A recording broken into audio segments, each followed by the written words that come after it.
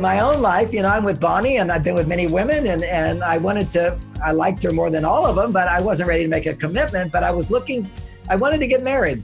And so then I remember I was taking her on a date to a resort 2 or 3 hours away. And I'm driving, I took the wrong turn. And instead of being in California, we're now going in towards Las Vegas. And I'm like, oh my God. And I realized I was late. I I was wrong. I was lost. I pulled over to the side of the road. I panic inside. I'm thinking, oh, she's going to be so upset because we're not going to make the dinner. We're not going to make the talk where we're going to go. She's really wanting to do that. And other women have always gotten so upset about these things. So I pulled over the car, sort of dreading the moment where I had to tell her, I think we're in the wrong state. And I pulled over and I pulled out the map and to see what my wrong turn was. And I just said to her, I said, well, I don't know exactly where we are, but I'll look at the map and we'll get back on the road, waiting for the attack to happen. And she says, yeah, I don't know where we are either, but this is the most beautiful sunset I've ever seen.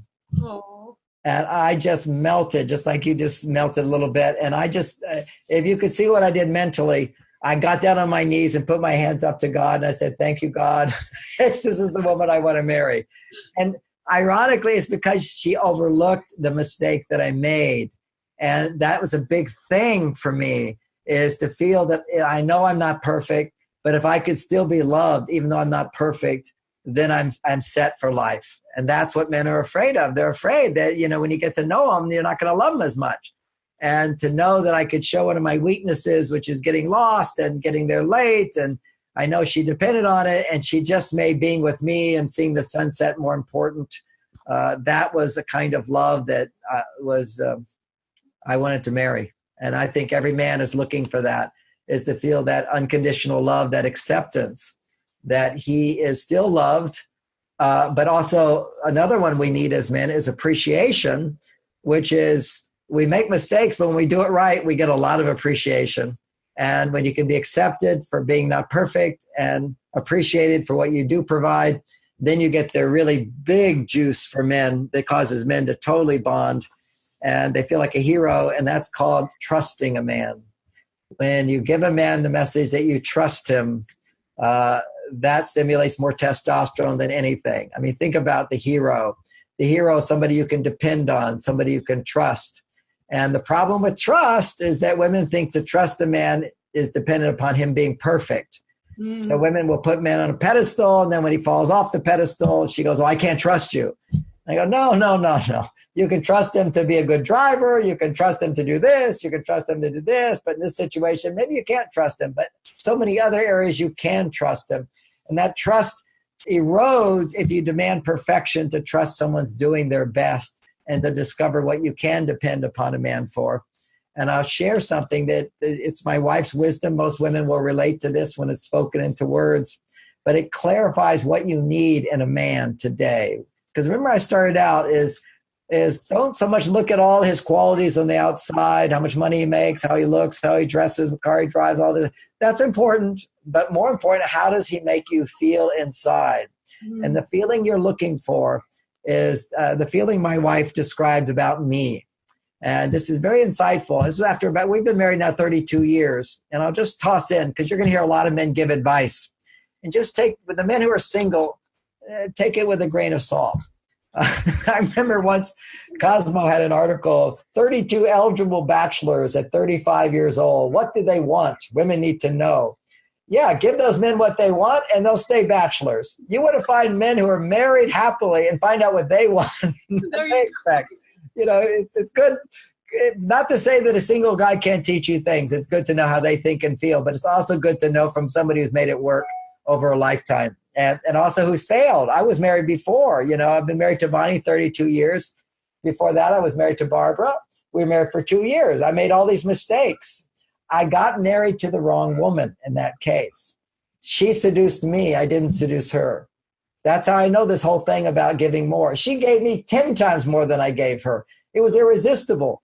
I didn't have to do anything in that marriage. Okay. She supported me. She gave me a house. She kneeled before me. She took notes. She helped me. She promoted me. She was like, How can you say no to that? And totally available sexually. I didn't have to do anything, and I fell in love with her. It was my female side that fell in love with her. Bonnie I had already tried to win Bonnie over, and I failed. I tried to marry Bonnie, my present wife, before Barbara, my first wife. Bonnie wouldn't marry me. I didn't do a good enough job. But I learned in my first marriage, understanding differences between men and women. I started learning, my mistakes here. Took a year, then called up Bonnie and said, okay, I'm a new guy, you'll see.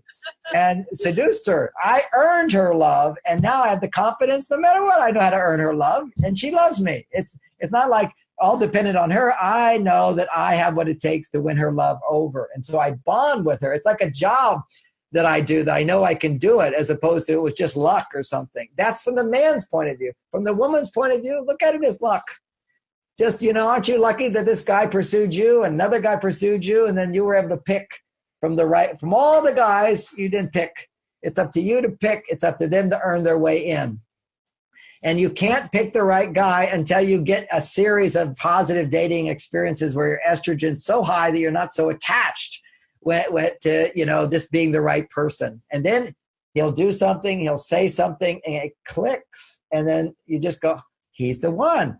And so many women, they didn't know he was the one until he earned it. And those are the ones that tend to last the longest. I'll just put it that way. And having said all of that, I'm talking about extremes. So there could be the case where you feel totally turned on to a guy and he could be the right guy. I mean, I'm saying that's not possible. But if you have a history, this is where it's being turned on to a man right away, and then he doesn't call back, or he's the wrong guy. If you're one of these many women that come to me and say that, why do I pick the wrong guys? The guys that turn out to be drug addicts, guys turn out to be liars, guys turn out to be married, guys that turn out to be committed to being single. Why am I attracted to those guys? Then you have a neediness inside where you give sex to get men, whether you're conscious of it or not. And that's why you get turned on. And so what you have to know, if you've had that experience repeatedly, then for absolute certainty, if you're turned on right away, it's the wrong guy. Run to the other room. Don't even talk to him. You want the guy that you can run from, who's running after you. That's what you want. You got to go. You got to pick. You're the boss here. You choose who gets in there. And there's a lot of requirements, and you take your time to get there. Anyway, just giving you some reassurance that you're not going to lose out if you don't run after men. You create a space for men to run after you when you're not running after them. It will happen. You just have to know that when it starts to happen, the guy's not going to be good enough because you're not yet in that place where your estrogen's high enough, your receptivity is there, your trust is there. So you're still in that hypercritical state. When women are too far on their male side, the female is weak. The female is the part of you that can pick the right person, can appreciate someone for their perfections along with their imperfections. And you're not settling. You're finding the right guy for you. Wow, John. I mean, I don't even know where to begin to thank you, because this conversation is full of so many gems for the women that are listening. So I really thank you for your generosity in sharing your wisdom and taking time with us today.